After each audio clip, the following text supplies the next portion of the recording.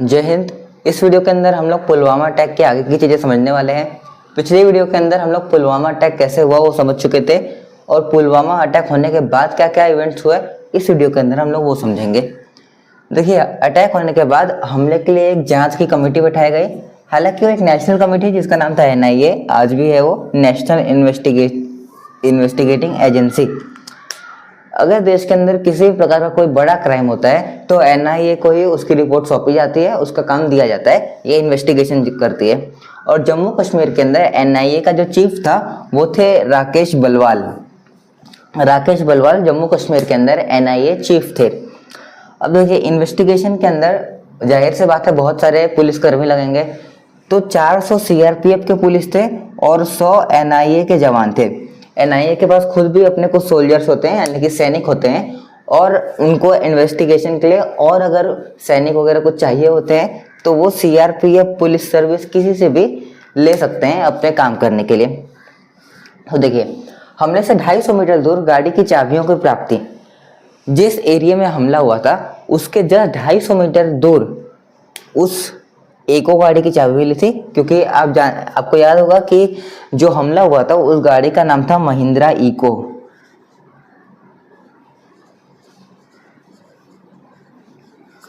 तो जिस गाड़ी से हमला हुआ था उसी इको की चाबी 250 मीटर दूर प्राप्त हुई थी। और इस चाबियों के प्राप्त होने के बाद ये पता चला कि ये गाड़ी 7 बार बेची गई है, 7 टाइम्स सोल्ड। और अंतिम बार इस गाड़ी को खरीदा है सजाद भट्ट नाम के व्यक्ति ने। और ये सजाद भट्ट ही वही व्यक्ति था जिसने ये गाड़ी इदरीस को दी थी। और इदरीस आप जानते हैं आदिल अहमद दर का गुरु था वो। तो सजाद भट्ट पहले सिक्योरिटी फोर्स के हमले में मारा जा चुका था।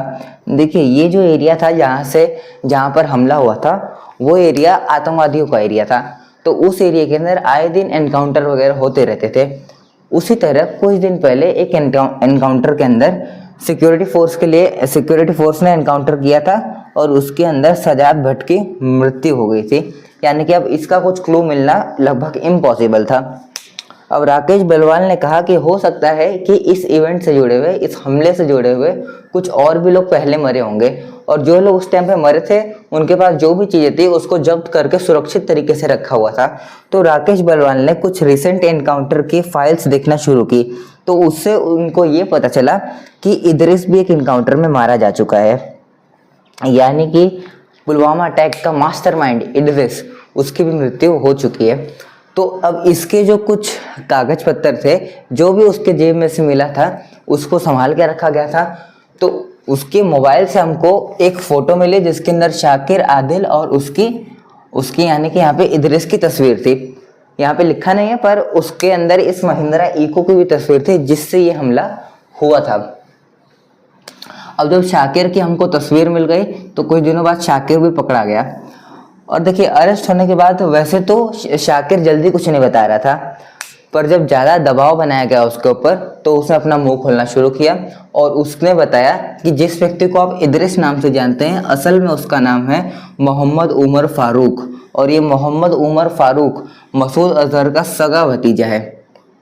मसूद अजहर अपने सगे भतीजे को ये हमला कराने के लिए भेजा था, उसका नाम था मोहम्मद उमर फारूक। उसको अब तक हम इदरीस के नाम से जान रहे थे। तो देखिए, ये सब इन्वेस्टिगेशन होने के बाद NIA अपनी रिपोर्ट पेश करती है। उसके अंदर ये पता चलता है कि पूरे हमले को अगर मिलाकर देखा जाए तो 18 लोग थे। हालांकि 2 लोग ही हमला करने के लिए गए थे, उसके पीछे मास्टरमाइंड में 18 लोग थे। और 800 पेजेस की चार्जशीट जो है NIA पब्लिश करता है। तो ये हो गया इन्वेस्टिगेशन का पार्ट।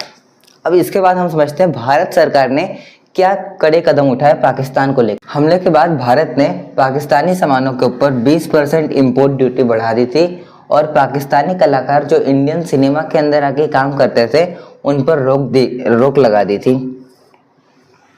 जैसे राहत फतेह अली हुए, वो भारत के अंदर आके इंडियन सिनेमा के अंदर गाने वगैरह गा रहे थे, पर भारत की ये कदम उठाने के बाद वो वापस पाकिस्तान चले गए। तो देखिए, हमले होने के बाद जो इंडियन एयरफोर्स के चीफ मार्शल थे उनका नाम था बीरेंद्र सिंह धाना। बीरेंद्र सिंह धाना ने सरकार के सामने एक प्रपोजल रखा कि हम POK के अंदर एयर स्ट्राइक करा देते हैं जिससे पाकिस्तान थोड़े बैकफुट के ऊपर आ जाए। और इससे क्या हुआ कि अब भारत सरकार कुछ ना कुछ तो करना ही था। भारत सरकार शांत बैठने वालों में से नहीं थी। तो 16 से 20 फरवरी के अंदर एयरफोर्स ने ड्रोन से आतंकवादी जो अड्डे थे पीओके के अंदर या उसके आसपास के एरिया के अंदर, उसकी छानबीन अच्छे से की और उसका मैप वगैरह रेडी कर लिया कि कहाँ कहाँ वो मेन सटीक निशाना हमको लगाना रहेगा जहाँ सर्वाधिक नुकसान पाकिस्तान को हो सके। तो 2 दिन एयरफोर्स और खुफिया एजेंसी की भी मीटिंग होती है और इसकी एक रिपोर्ट बनाई जाती है कैसे कैसे काम होगा, और वो रिपोर्ट अजीत डोवाल को भी पेश की जाती है उनके सामने, और उनके हिसाब से भी सारी चीज़ें ठीक थी। तो अब इस एयर स्ट्राइक को हम अंजाम देने वाले थे। इस ऑपरेशन का नाम रखा गया था ऑपरेशन बंदर। तो देखिए इस ऑपरेशन बंदर के अंदर हमने 12 जहाज इस्तेमाल किए थे और वो जहाज थे मिराज 2000। मिराज 2000 एक टाइप होता है जहाज का, काफ़ी अच्छा होता है। ये एक साथ बहुत सारे बम बारूद वगैरह लेके उड़ सकता है और इस प्रकार के 12 जहाज हमने इस्तेमाल किए थे। तो देखिए 26 फरवरी को सुबह 3:30 बजे के आसपास हमारे जो जहाज थे वो उड़ते हैं और एयर स्ट्राइक कर रहे आते हैं वो पीओके और बालाकोट के एरिया के अंदर। और देखिए एयर स्ट्राइक करने के बाद लगभग 145 जवान मारे गए थे और उस हमले में जो पाकिस्तान ने कराया था उसके अंदर हमारे 40 जवान मारे गए थे। तो हमने 40 का जवाब 145 से दिया। ठीक, अब इसी के अगेंस्ट पाकिस्तान ने भी 27 फरवरी को जवाबी हमला किया। पाकिस्तान ने भी एयर स्ट्राइक की, पर इसके अंदर पाकिस्तान की लगभग एयर स्ट्राइक फेलियर ही रहा था ये, क्योंकि सारे जहाज़ों को भारत ने या तो भगा दिया या तो मार करके गिरा दिया।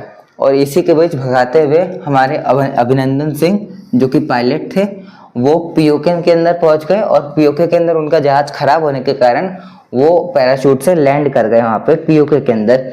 वहाँ पहुँचने के बाद वहाँ के जो स्थानीय लोग थे उन्होंने इनके ऊपर हमला भी किया था, पर इन्होंने ओपन फायरिंग की थी और ओपन फायरिंग मतलब डायरेक्ट नहीं मारे थे, ऊपर एयर स्ट्राइक किया था। एयर स्ट्राइक तो जहाज के अंदर भी होती है, पर एयर स्ट्राइक मतलब हवा के अंदर 3-4 बंदूकें उड़ाई जिससे वहाँ के लोग शांत हो गए, इनके ऊपर हमला करना बंद किया और उसके बाद पाकिस्तान की पुलिस इनको जेल ले गई।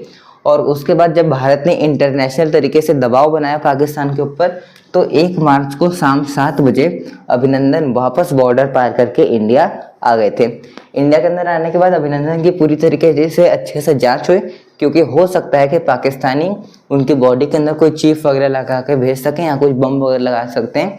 तो इसीलिए उनकी बॉडी की पूरी जांच हुई और जांच सब कुछ नॉर्मली आई थी, कुछ उन्होंने किया नहीं था। हालांकि इनको तकलीफ बहुत ज़्यादा दी गई थी, उनको मेंटल प्रेशर भी दिया गया था और जो है कि उनका हाथ पैर वगैरह भी सूज गया था, यानी कि उनके ऊपर अत्याचार तो हुआ था उसके अंदर।